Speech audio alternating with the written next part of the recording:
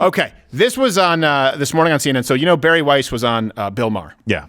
And Barry Weiss used to work with, I believe, the New York Times and has had sort of an awakening. Not really conservative, but I guess you would call her classical liberal. And she made some totally reasonable points on Bill Maher, which, of course, was trending all over this weekend because people were furious, where she was implying that, of course, with COVID, they don't really have the science at this point. And there are negative ramifications. Like I've always said, look, here's the thing with COVID. No one is saying that COVID isn't real. No one is saying that COVID doesn't suck for some people who get it. With everything in life, you have to weigh the risks and rewards, the pros and cons. This morning, though, on CNN, they brought on a doctor to issue counterpoints to Barry Weiss's points, Dr. Reiner from George Washington University. And this is the beauty of, when these people, first off, we talked about these comedy shows, they don't do it live. Okay, well, that's wonderful because they can edit anything to look favorable. But then also on places like, that's redundant, but then also, I apologize, it's the darkness that's gotten to my brain.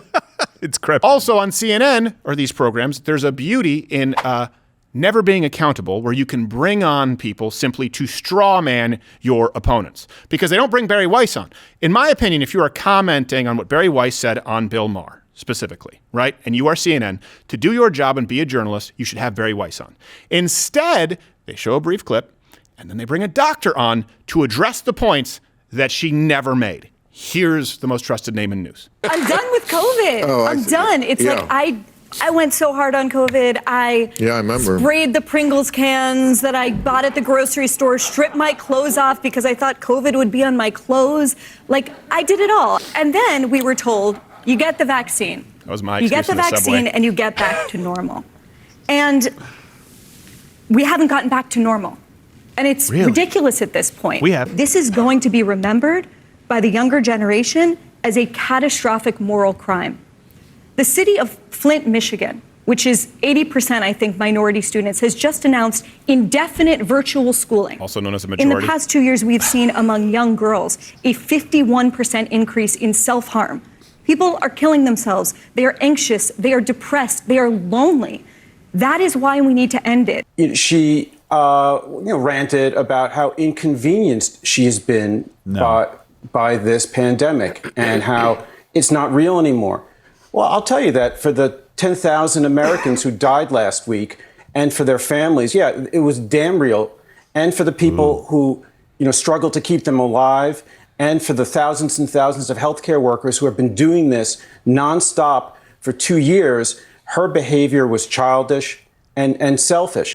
Okay. So you notice what she said? She said, look, we do have record number of specifically teenage girls. They're self-harm. And of course, if you look into those statistics, all references available at louderwithcrowder.com. We have them below as well. We've done several episodes on this. There's been an increase in substance abuse. There's been an increase in hospitalizations for alcoholism, right? Suicides, way up. And he says, I think she's being childish because she's just talking about how she's been inconvenienced. She didn't discuss herself being inconvenienced at all. No. It was all about how other people are being destroyed by this. Specifically, the people that we say we sacrifice everything for, our children. Right. Right now, we're sacrificing them to make ourselves feel better. Yeah. That's it, right? Why can schools be closed in one place and open in another place? We all deal with the same issues. We all have COVID spikes. We all have Omicron that's kind of running around the country. It's fear. That's all. That's the only. No, but in Flint, they should stay home from school and drink the tap water. Yes, get as much of that tap water as possible. Also, this is how silly political correctness is when we're talking about language. Which is like in Flint, where it's 80% because you can't just say black, you can't say brown. 80% minority. Imagine if you read a poll. Well.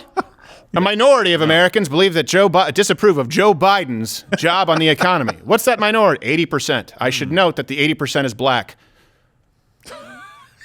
80% is not a minority. Why do we still say this? Minorities. Weird, They're minorities. It's 80% minority. Not in Flint! That would be called a majority, sir. In Flint, you know who's a minority? Ginger Snap. Well, Ginger Snap gets caught on the wrong block. On the right block, and he's not living through the day. I heard there's a big Swiss population there I might fit in. Yes, there's a big Swiss population. The knives and stuff. Yeah, they can just remain neutral. Of course. Watch Louder with Crowder live, Monday through Thursday, 10 a.m. Eastern.